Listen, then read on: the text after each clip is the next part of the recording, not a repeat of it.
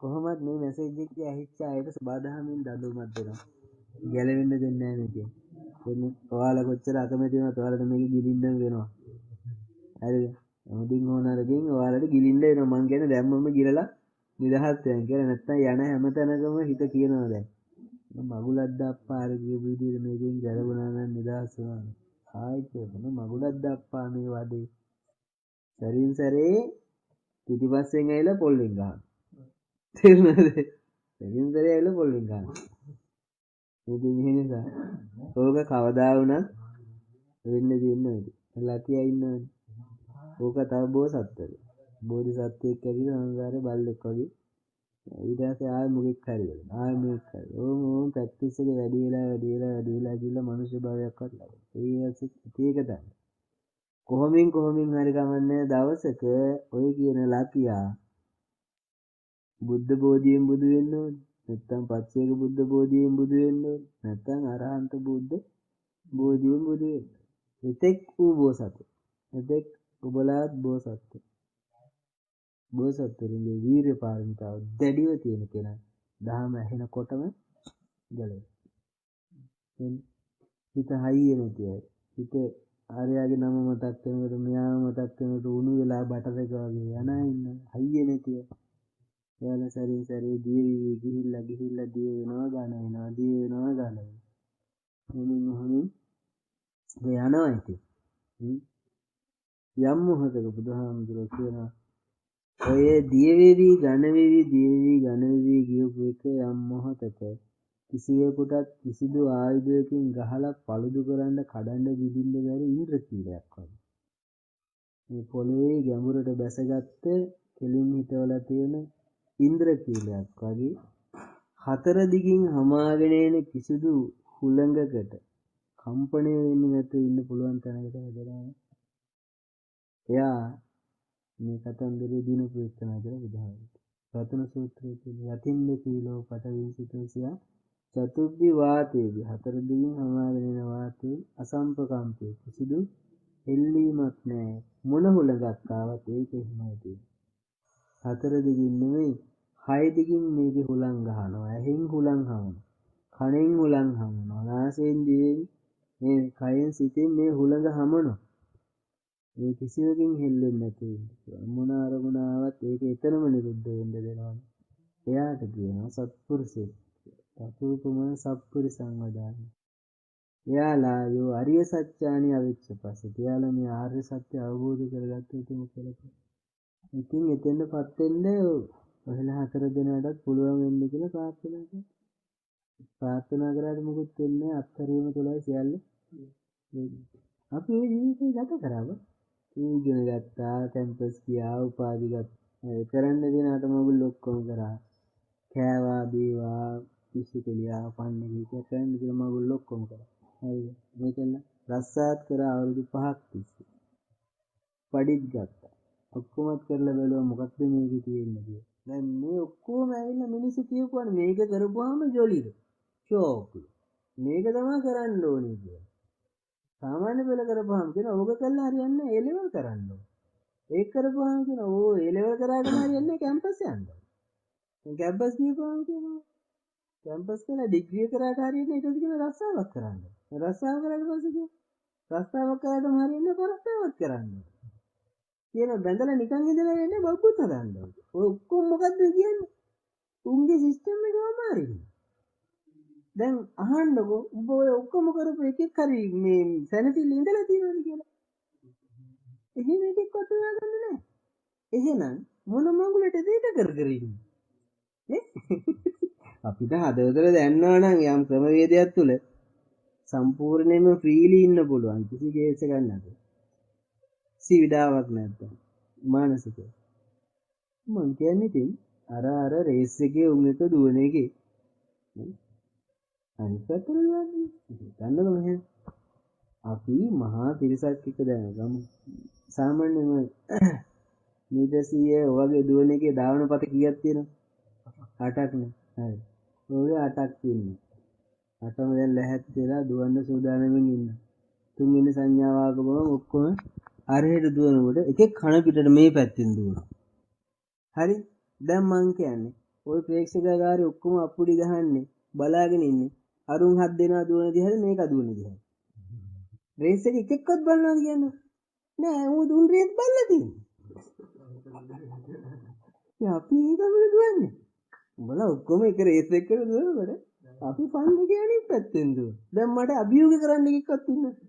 මම මොන ස්පීඩ් එකකින් ගියා මොකෙකුට ප්‍රශ්නයක් නෑ. ඔක්කොම hinaලා ෆන් එකේ ඉන්නවා අපි දිහා බලන්නේ. අපි කියන්නේ මේ රේස් එකේ දුවන්නේ දුවබල්ලා කියලා ඉන්නේ අපිට මොකද? අන්තිමේ දුවල කෙලවර වෙන දේ කියන්නේ එකෙක් සතුට වෙයි. තව එකෙක් ඊට චුට්ටක් අඩු වෙන සතුට වෙයි. තව එකෙක් ඊට චුට්ටක් අඩු වෙන සතුට වෙයි. නේද? ඔහොම ගිහිල්ලා අන්තිමේ උන් පට්ට දුකෙන් ඉඳි. ඒක හැමදාම දුක සතුට දෙකේ. මට මොකක්ද දෙන්නේ දුකද සතුටද? මට 아무තුම ජොලියක් තියෙනවා. ආන්නේ ජොලිය තමයි රහතන් වහන්සේලා විදිහට. තේරෙනවද? ඒක තමයි. මේ මෙහෙම ජොලියක් තියෙනවා කියලා කීවට මම පිළිගන්නේ නැහැ. මොකද මම දන්නේ ජොලි දෙකයි. අපිට විතරයි. ඒක කවුරුත් දන්නේ නැහැ. ඒක 아무තුම එකක්. ඒ රහතන් වහන්සේ කියන්නේ බුදු කෙනෙක් ඇයි මේ බුදු කෙනෙක් හිතන්නකෝ මෙච්චර කට්ටක් කාලා මේ ওই කියන සැප දුක වගේ ලාමක ජොලියක් දෙයිද කියලා. අහලා තියෙන මීයක් කඩන්නේ අතලියව කන්න නෙමෙයි කියලා. බුදුහාමර අපිට කියන්නේ මීය කඩපල්ලා කියලා. ওই චුට්ටු චුට්ටු වැටෙනේව කකා ඉන්නේ. අපි මීය බලනවා. ඔහෙලා අතලියව කකා ඉන්නේ. ඒ මොහොතේ ලැබෙන චූටි ෆන් එක ලොකු එකක් කියලා හිතාගෙන කනවා. ඒ නිසා මම කියන්නේ මොනවා ඇහෙනකොටවත් අදහසක් එන්නේ. කුසලයක් තියෙනවනම් අතහරින අදහස. අල්ලා විසිකන අදහස. විසිකා මොනවද අහුවෙන්නේ මොනවද විසික? රස්සා විසිකා වාහන විසිකා දැන් පන්සල් දෙකක් මට ඉන්නවා දැන් දෙකම විසිකා. තාම මොනවද මම කියලා දෙන්නේ නැති දෙන්නේ. සියල්ල විසිකන්න මේ මෙහි පිරලා තියෙනවනේ. මාර මිස්ටේක්ස් එක නඩත්තු කරන්න කිසිවක් නැහැ. වග කියන්න එකෙක් නැහැ. මෙලෝ දෙන්නේ. ඒක හිතන්නකෝ මේකේ තව බඩු ගොඩ වගේ නල්ල හින්දෙන් දාලා පුරවලා තියෙන. කිසි නිදහසක් තියෙනවනේ. මට ඕනේ මේකේ නිදහස. මම මොකද කරන්නේ? එකක් ගන්නවා විසිකනවා එළියට. ඉතින් යන ලස්සන බලාගෙන යන්න වැටුණා ඒකේ. තව පුටුවක් ගන්නවා ඒකත් විසිකනවා. එක එක අයින් කරගෙන විසිකගෙන යනකොට මට මේකේ S2 පියාගෙන බල්ටි ගහන්න බෑ. ඒ තරම් මාර නිදහසක්.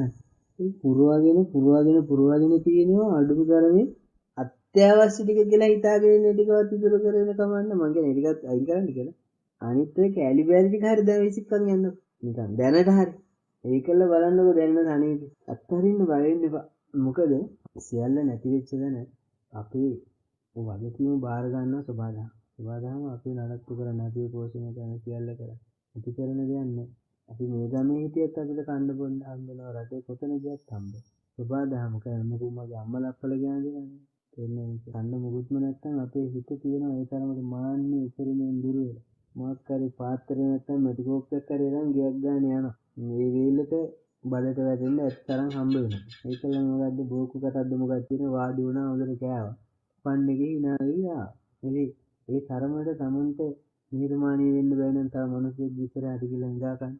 මේ තියෙන්නේ. Taman ආකෘති දාගෙන ඉන්නකොට මම මෙහෙම වෙන්න ඕන. අපෝ විද්‍යාඥයා උගිතර යන්න මොනවා හරි ඉල්ලද. ඒ ඔක්කොම නඩත්තු කරන ප්‍රතිරූප. මම මෙහෙම වෙන්න ඕනේ, මෙහෙම. එකක්වත් නැති වුණොත් කොහොම වෙයි? මේක තමයි සුත්ති කියන්නේ. කට්ටියට මොකක් හරි ඕනේ. ප්‍රශ්නේ තියෙන්නේ එතන. මොකක් හරි ඕනේ එන්නේලා ඉන්න. ඒක තමයි ප්‍රශ්නේ තියෙන්නේ. ඒකේ ප්‍රශ්නේ තියෙන්නේ. හේතුව තමයි කෝටියක් ಜಾති තිබුණත් මේ මොහොතේ හිතේ තියෙන එකදනේ. ඒකේ තමයි ප්‍රශ්නේ තියෙන්නේ. හිතේ කරමුණ යන්න පුළුවන්. එන්න 10ක් එක යාළු වෙලා හිටියට 10 දිනාගේ මූණ එකවර හිතන්න පුළුවන්. එකමයි අරමුණ වෙන්නේ. මම කොච්චර හිටියද කරන්නේ. කෝටි ගණන් සල්ලි තිබ්බත් කරන්නේ. වාහන 100ක් තිබ්බත් මට යන්න පුළුවන්. එක වාහනයක සීට් එක විතරයි. මම කියන්නේ ඒක ඇති එක තුල දුක තියෙන නිසා ඒක විසිකපුවාම දුකේ අනිත් එක එනවනේ සැප. ඒක හොයාගන්න. එකයි වෙනස් කරගන්න තියෙන්නේ. එකයි අත්හරින්න තියෙන්නේ. ඒ තමයි මට ඕනි කියන්නේ. මම නඩත්තු කරන්න ඕනි කියන්නේ. මම පවත්වන්න ඕනි කියන්නේ. ඒක අයින් කරගත්තා නම් අනිත් ඔක්කොම අයින් වෙනවා. අර මම ඒකත් එක්ක ඉන්වෝල් වෙලා ඉන්න ඕනි කියලා බැඳිලා ඉන්න ඕනි කියන අදහස අයින් කරගන්න. එච්චරයි තියෙන්නේ වෙන මොකුත් නැහැ. අනිත් ඔක්කොම සංකල්ප තියෙන්නේ. එක මූණක් දකිනකොට ආච්චි කියන සංකල්ප වෙනවා. තව මූණක් දකිනකොට පුංචි අම්මා කියන සංකල්ප වෙනවා. තව මූණක් දකිනකොට පුතා කියන සංකල්ප වෙනවා. තව මූණක් දකිනකොට අම්මා කියන සංකල්ප වෙනවා. මං කියන ඔය 10ම එක ළඟ තියාගෙන ඔය 10ම ගැන එකට හිතන්න බෑ. එහෙම බෑ. එකයි තියෙන්නේ නේද? මං කියන්නේ එකයින් කරන්න ප්‍රශ්නේ. යේසුස් වහන්සේගේ මොකද කියනවා තමුන්ගේ ශිෂ්‍යයන්ට මෙතන ඉන්න බොහෝ දෙනෙක් ඉන්නවා මෙයාලාගේ ගමන ඉවර වෙනකම් මෙයාලා ස්වර්ග රාජ්‍යය දකින්නකම් එයාලට කිසිවක් වෙන්නේ නැහැ කියලා. හානියක් වෙන්නේ නැහැ. අඩුපාඩු වෙන්න පුළුවන් සමහරවිට කන්න බොන්න නැතුව තියෙන්න පුළුවන් මොන වෙන්න පුළුවන් ජීවිතවලට හානියක් වෙන්නේ. ඒ වගේම තමයි මම කියනවා ඔයාලට පස්චිම භාවිකයන් හැටියට ඔබ මේ ආත්මයට ආවම. ඒ කියන්නේ ඔබගේ සසර කුසල් වඩාගෙන ගිහිල්ලා මෙදහම ඇහෙන්න බොහෝ විට එයාලට එහෙම නොවෙන්නත් පුළුවන්. පස්චිම භාවිකයන් හැටියට මේ භාවයට ආවම ඔබ මේ සත්‍ය අවබෝධ කරන කම්ම ඔබේ ජීවිතේට කිසිදු හානියක් කරන්නේ හානියක් වෙන්නේ නැහැ. සබදාහම ඒතාක් ඔබ මේන්ටේන් කරන්න. එන අනුතුරු වලින් වළක්වන සියල්ලම කරලා ඔබට දෙන්න තියෙන දහවද ඔක්කොම දෙන්න. ඔබට අහිමි කරන්න තියෙන සියල්ල අහිමි කරනවා. පටාචාර. එයාට ඇත්ත තේරුම් කරලා දෙන්න ගොඩක් જાති අහිමි කරන්න ඕනේ. සමහර අය ඉන්න මේ වගේ වචනයක් දෙයක් කතා කරනවා එතකොට එයා ගොඩ ගිහින්. එයාට අර භෞතිකව මහා ගොඩක් අහිමි කරන්න ඕනේ නෑ. තේරුණාද? කොහොම වුණත් කියන්නේ මේ මෙසේජ් එක මොකෙක්ද හරි පටිසෝතගාමී මාර්ගය ගැන මොකෙකුට හරි ඇහුණා නම් ඌට ආයි ගැලවුමක් නෑ.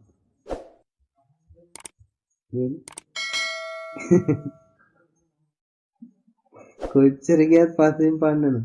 මොන මගුලක්ද මේක අප්පා කියලා දරින් දරේ ආශ්‍රමයම දැක්කේ. ඉතින් මේ නිසා දැන් ඔයාලට මේක වඩා කතා කරන්න දෙයක් නැහැ. ඉතින් ඇහෙන්න ඕන ටික ඇවිල්ලා ඉවරයි. මම ප්‍රැක්ටිකල් එක තුල ඉන්නේ එතකොට තේරෙයි කතාව මොකද්ද.